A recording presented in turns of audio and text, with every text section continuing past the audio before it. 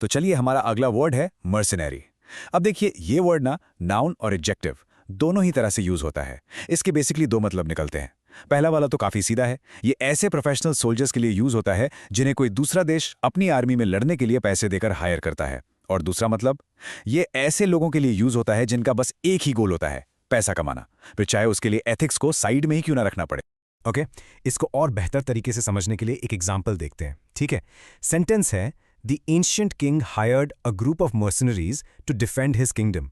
धीरे से पढ़ा मैंने ताकि आपको क्लियर हो। इसका मतलब क्या हुआ? मतलब ये हुआ कि बहुत पुराने समय में एक राजा ने अपने राज्य को डिफेंड करने के लिए यानी बचाने के लिए मर्सनरीज का एक ग्रुप हायर किया, मतलब भाड़े के सैनिकों को काम पर रखा।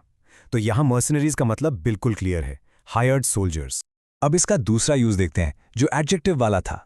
सेंटेंस है he has a purely mercenary attitude towards his job, only caring about the salary. यहां मर्सनरी एक एटीट्यूड को डिस्क्राइब कर रहा है। इसका मतलब है कि उसका अपने काम के प्रति नजरिया पूरी तरह से पैसे पर बेस्ड है। उसे बस अपनी सैलरी से मतलब है और किसी चीज से नहीं। एक और बढ़िया एग्जाम्पल देखते हैं, ये थोड़ा अलग है। She was a mercenary in the world of corporate takeovers, loyal only to the highest bidder. देखिए यहाँ इस वर्ड को बिजनेस वर्ल्ड के लिए यूज किया गया है। इसका मतलब ये है कि वो कॉर्पोरेट टेकओवर्स की दुनिया में एक मर्सनरी जैसी थी, मतलब उसकी लॉयल्टी सिर्फ उसके साथ थी जो सबसे ज्यादा पैसे। आपको ये वर्ड न्यूज़ या कोट्स में भी काफ़ी मिल जाएगा।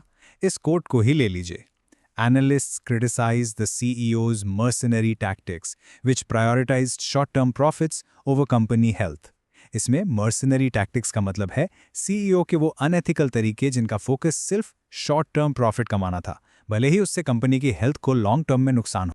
चलिए वर्ड की अंडरस्टैंडिंग को और पक्का करने के लिए इसके सिनोनिम्स और एंटोनिम्स पर एक नजर डालते हैं।